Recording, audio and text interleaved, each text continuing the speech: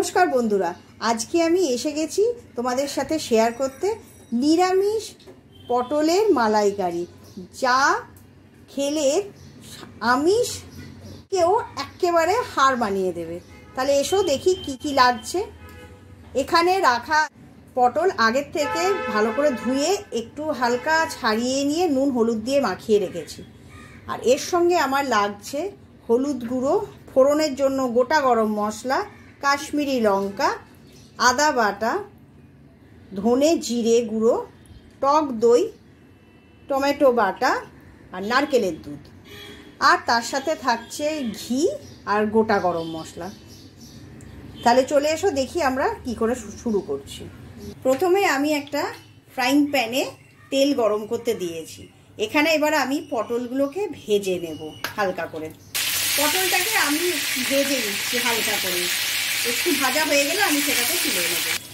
এবার ভেজে নিয়েছি পটলগুলো হালকা করে, এবার আমি এগুলোকে তুলে নিচ্ছি।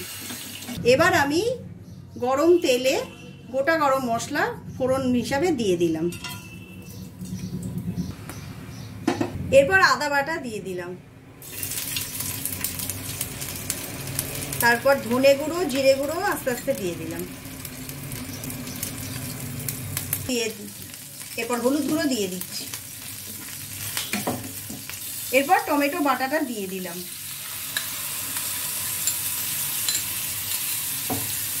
এবার আমি একটু কাশ্মীরি লঙ্কা অ্যাড করে দিলাম।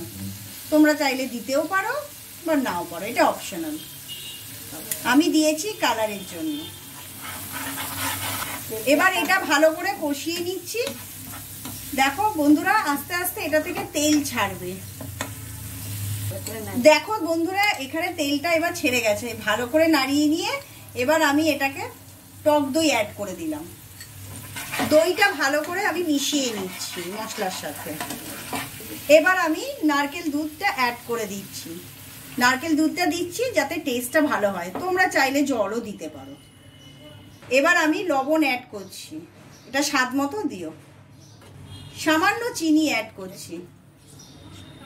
রেসিপিটা একটু মিষ্টি মিষ্টি হবে, সেই জন্য একটু চিনিটা দিলাম। গ্রেভিটা একটু ফুটতে দিয়েছি, এখন ফুটছে আমার গ্রেভিটা। এবার আমি ভেজে রাখা পটলটা দিয়ে দিচ্ছি এর মধ্যে, দিয়ে ভালো করে নেড়ে দিচ্ছি। এর সাথে আমি একটু কাঁচা লঙ্কা চিড়ে দিয়েছি।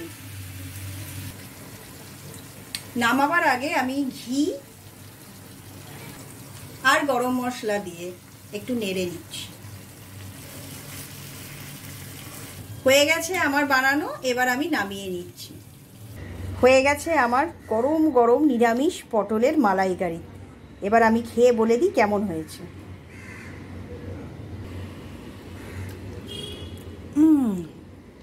অসাধারণ হয়েছে। বন্ধুরা, তোমার যদি এই রেসিপিটা ভালো লাগে তাহলে তোমরা অবশ্যই লাইক, সাবস্ক্রাইব করো আর শেয়ার করো।